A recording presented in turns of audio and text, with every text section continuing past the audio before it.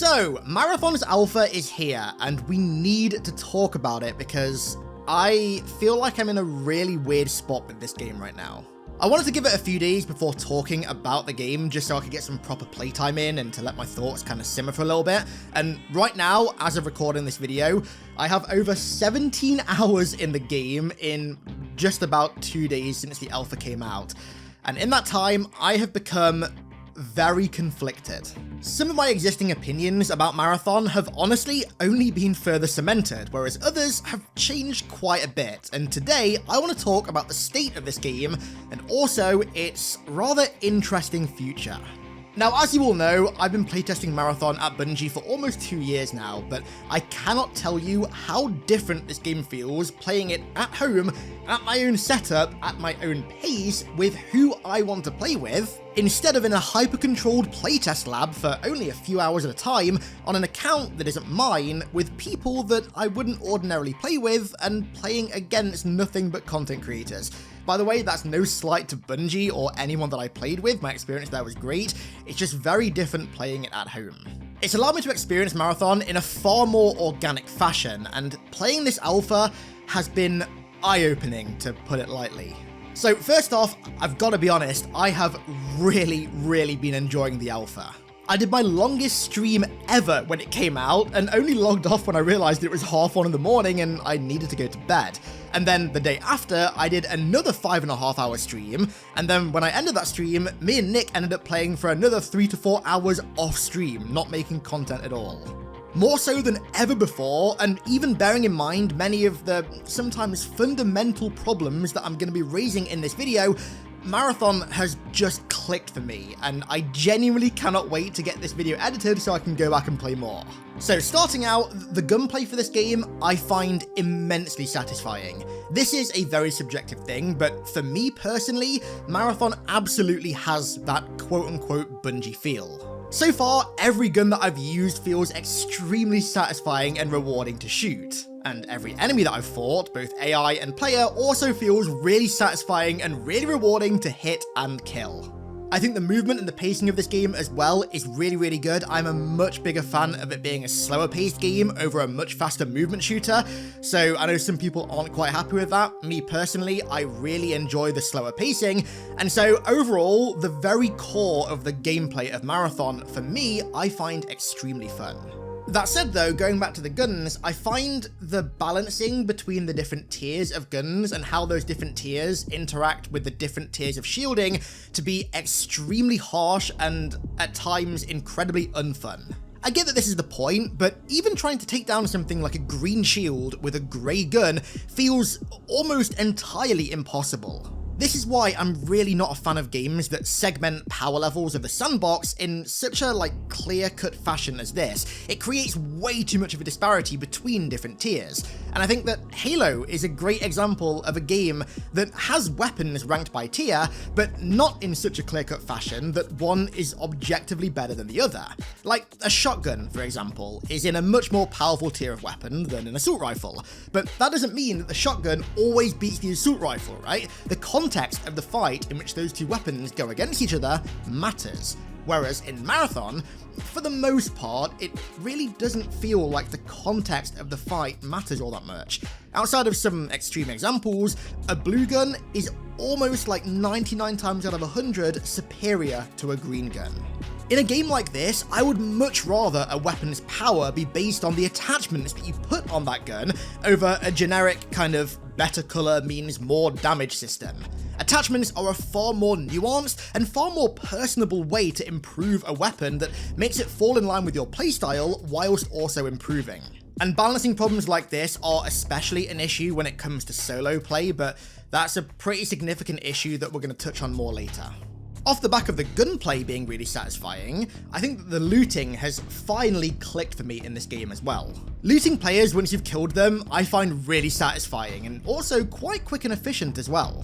And also because I've been able to properly acclimate to the game and its mechanics on more than just a surface level, I understand the value of ambiguous materials as well. And so looting the world and finding items that I need feels really satisfying in a way that it never did when I was playing at Bungie.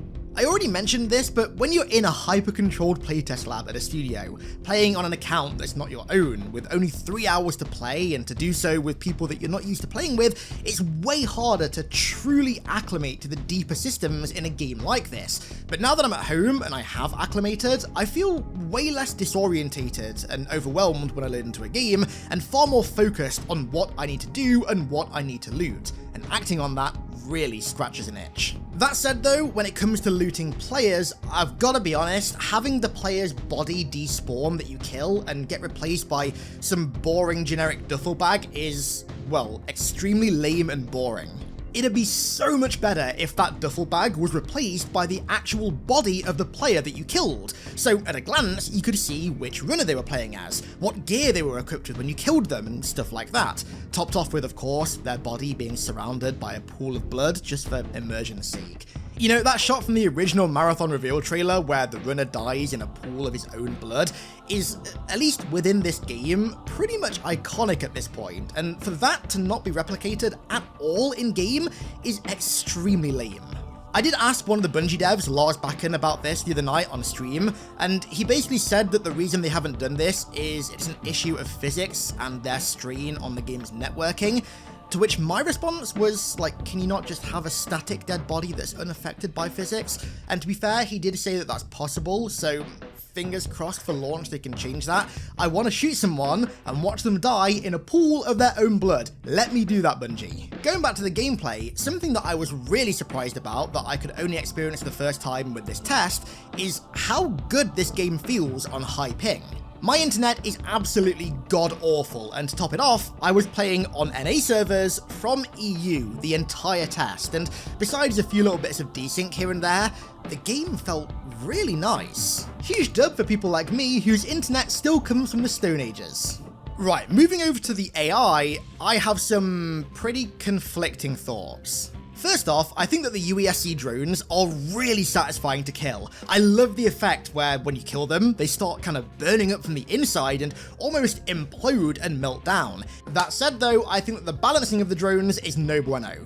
I'd say that right now they feel about 15-20% too strong, and honestly can feel very obnoxious to fight at times, especially in close quarters. As a solo player, taking down a whole squad of drones is gonna be practically impossible for most players. Yet again, another issue that we're coming to soon. I also think as well that the enemy variety is extremely lacking, and I'm gonna keep saying it, if the 4 had been there, that problem would have been almost entirely alleviated. You know, Halo's always been known for its incredible enemy variety. It's part of why that game from day one was so fun. But that enemy variety is realistically something that it inherited from OG Marathon. The OG Marathon games had incredible enemy variety.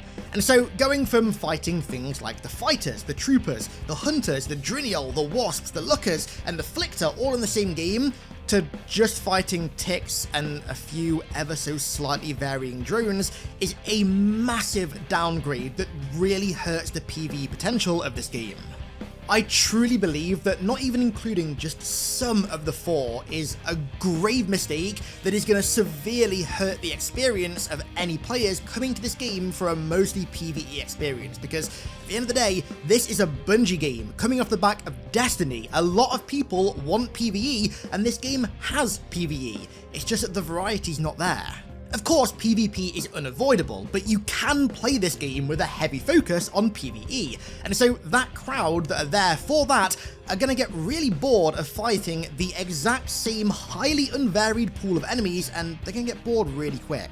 Launching with just the drones and the ticks would be like if Destiny 1 had launched with just the Cabal. No Vex, no Fallen, no Hive, nothing else, just the Cabal. I really don't think it can launch like that. And also, the 4's total lack of presence in this game only worsens the issue that many people have of this game just not resembling Marathon. And of course, that issue would be largely alleviated had they been there. So, to round out the core gameplay stuff, I want to touch on what is currently my tied greatest fear for this game: Bungie's focus on trios. Look, I get it. I get the design philosophy, but Bungie, right? I know you're watching this video, I know you watch videos like this, so look me in the eyes when I say this. You are chasing a pipe dream, building this game under the assumption that your entire player base will always have 2 friends to play Marathon with. That is not practical nor realistic in any regard. This game needs, and I mean needs, solo queue at launch. Because of the structure of this game, like the way that fights play out and the way that progression works, your fun and your progress is entirely hingent on having 2 other competent teammates at all times, which with crew fill, you are rarely ever gonna get. The amount of people who are going to see this game and just not buy it, not because they aren't interested, but because they know that they basically need 2 friends to also buy it for them to have fun, is significant. And a real-world example of this, right? The other day, off-stream, me and Ubernick, 2, frankly, very competent players at FPS games, especially like Halo and Marathon, played some duos off-stream. And I'm gonna be honest, for how much I've been enjoying this game in trios, our experience as a duo was fucking miserable. This isn't a battle royale where everyone's sole objective is to just survive and kill other players. Randoms on your team are going to have entirely different objectives and motivations on the map to you, and so coordinating with them is going to be practically impossible. They're going to have different quests, they're going to need to go to different POIs to find different materials, it just doesn't sync up. By not including a solo queue option, I'm not going to say the game will be DOA because that's melodramatic, but I will say that you are severely crippling a game that is already facing an immense uphill battle. I genuinely don't understand the extreme resistance to adding solo queue. I know that it's not as easy as just adding solo queue because, for example, you need to rebalance the UESC to make sure that they can be approached by just 1 person. But, I mean, come on, I refuse to believe that there's no way you couldn't at least scale the UESC's health and damage down by like, I don't know, 50% for a solo queue playlist or something like that before launch. I'm saying this as somebody who right now loves this game and is genuinely addicted, right? If you launch this game without a solo queue playlist, it's the equivalent of smashing a marathon runner's ankles at the starting line. Please, for the love of God, rethink this option and rethink it for launch, not a month after, not in season 2, for launch. So let's talk about progression now, and I gotta say, right now, I am really enjoying Marathon's various different forms of progression. Now that I can progress through the faction contracts at my own pace and on my own account, I feel like I can actually take in what the AIs are telling me to do in the contracts and also understand their motivations as to why they want me to do those things. The overall act of getting a contract, heading out into the world with the goal of completing it, and then extracting and handing it in is so satisfying. I feel like the quests are really in tune with the story as well, like the actions that I'm actually carrying out in the world feel far more connected to the story reasons for me doing so, rather than, I don't know, Tarkov for example, where they kind of feel disconnected. I think that the quest variety is also really good, and also the fact that if multiple people on your squad share the same contract, your progress on that contract is shared is awesome. I cannot tell you how much I love that feature. One quick criticism though, you need to let us equip more than 1 contract at a time, and again, this is another thing that I'm not quite sure why y'all are so resistant to, because I've brought this up internally before. Even if it's limited to just 1 contract per faction at a time, letting us complete more than 1 contract in a raid would make questing even more satisfying than it is right now, because as it stands right now, it kind of feels like the second coming of Reach's XP cap back in the day, where you could only earn 70,000 credits a day because Bungie didn't want anyone to get too far in the progression system too quick. It's a very inorganic and forced way to cap progression that is not fun. And again, on the same note, now that I can take the game at my own pace, I'm finding the faction upgrades really satisfying to progress through as well. Now that I understand the specific value of various materials and miscellaneous items that I can find in the map, I'm going into a run with several very clear objectives in mind. I'm going to go in and I'm going to go to this location to complete this task, or I'm going to go to this POI and loot X number of Y items that I need for an upgrade. I never feel bored or like I'm going into a raid without direction. The raids in general feel very engaging, even with the downtime between AI and PvP engagements, which I gotta say, in just an alpha, I find very promising.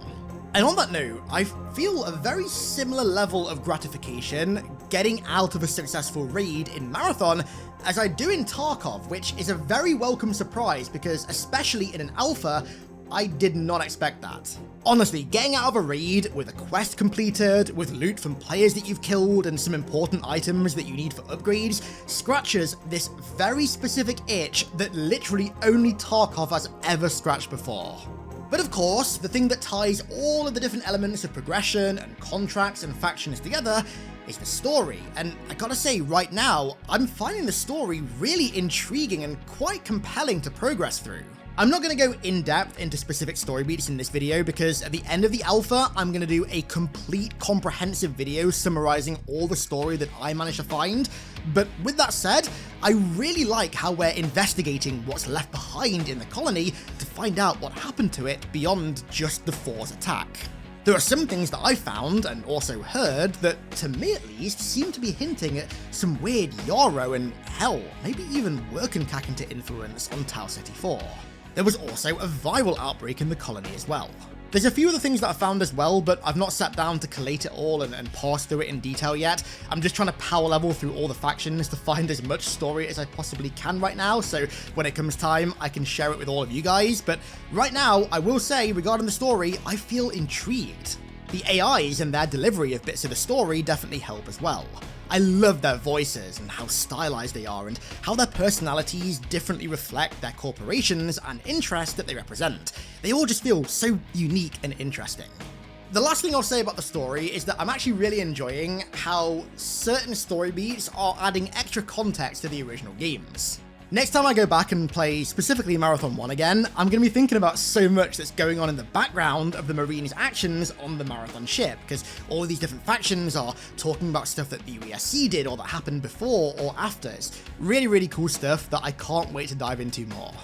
That said though, I need to caveat all the positives of the story with the fact that although I may really be enjoying it, I'm fully aware that the way that Marathon is delivering its story is not going to be for everyone.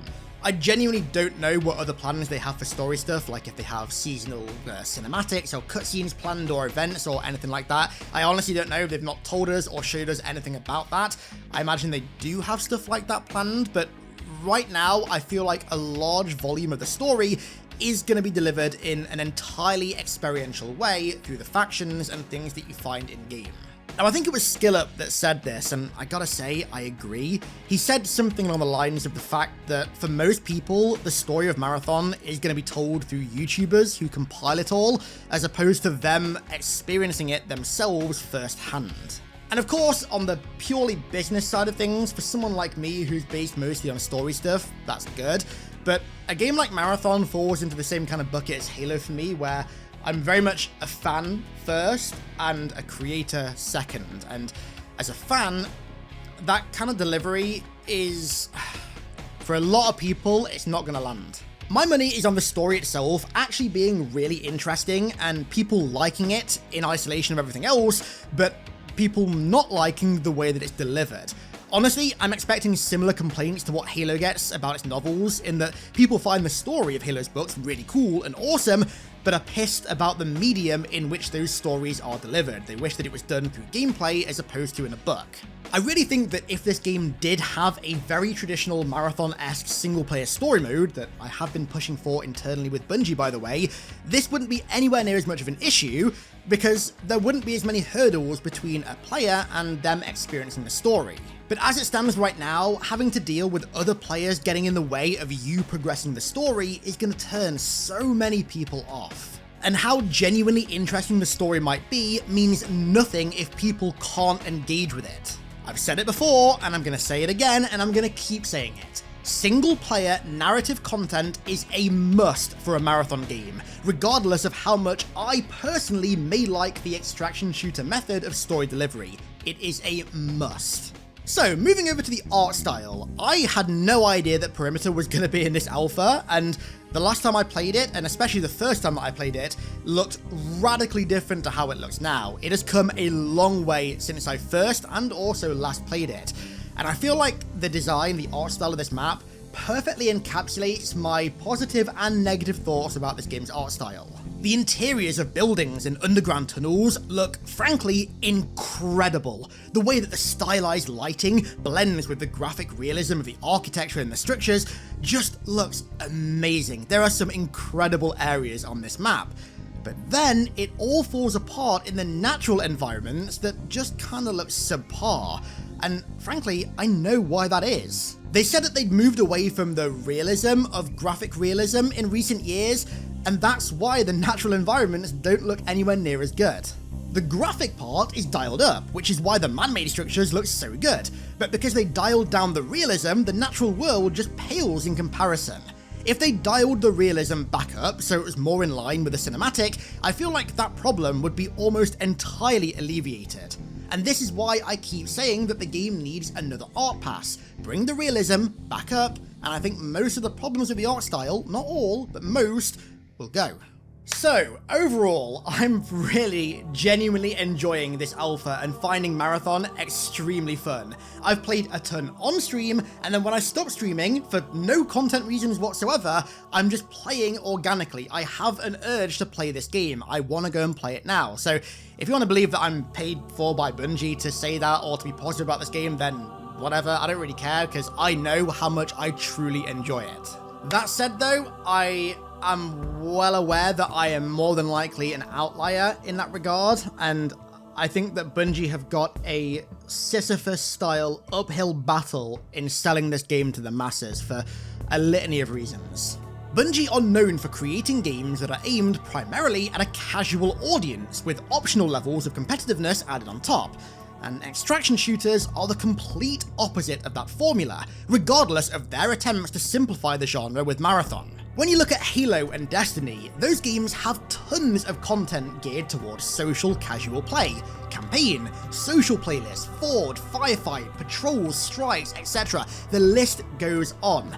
Marathon has nothing that strikes that chord, not a single feature or mode. And so many core Bungie fans are going to feel like there's not really anything here for them, something that, granted, could have been almost entirely avoided had this game had a single-player campaign. Extraction shooters are also an inherently hardcore genre of game that a significant majority of players just aren't familiar with, and so expectations for what the game should be, a lot of the time, are just wrong, but that doesn't really matter if first impressions go against those expectations and kind of muddy the waters for the game.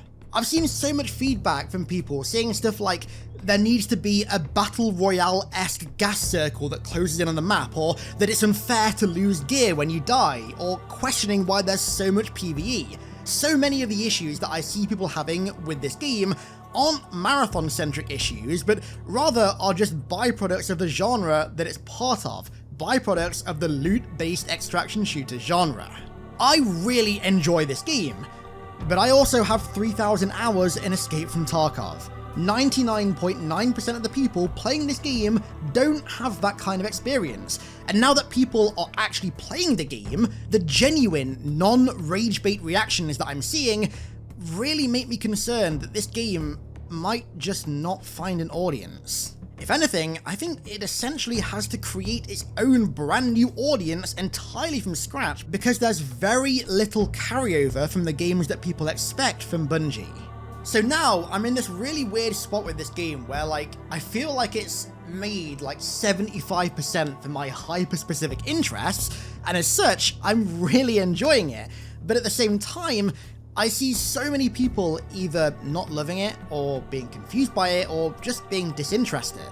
People who don't share my hyper-specific interests, and so as a result, I genuinely have no idea how this game is going to land in September when it releases. I would feel way more comfortable about this game were it launching with a traditional Marathon-esque single-player narrative campaign of sorts, alongside the extraction shooter multiplayer.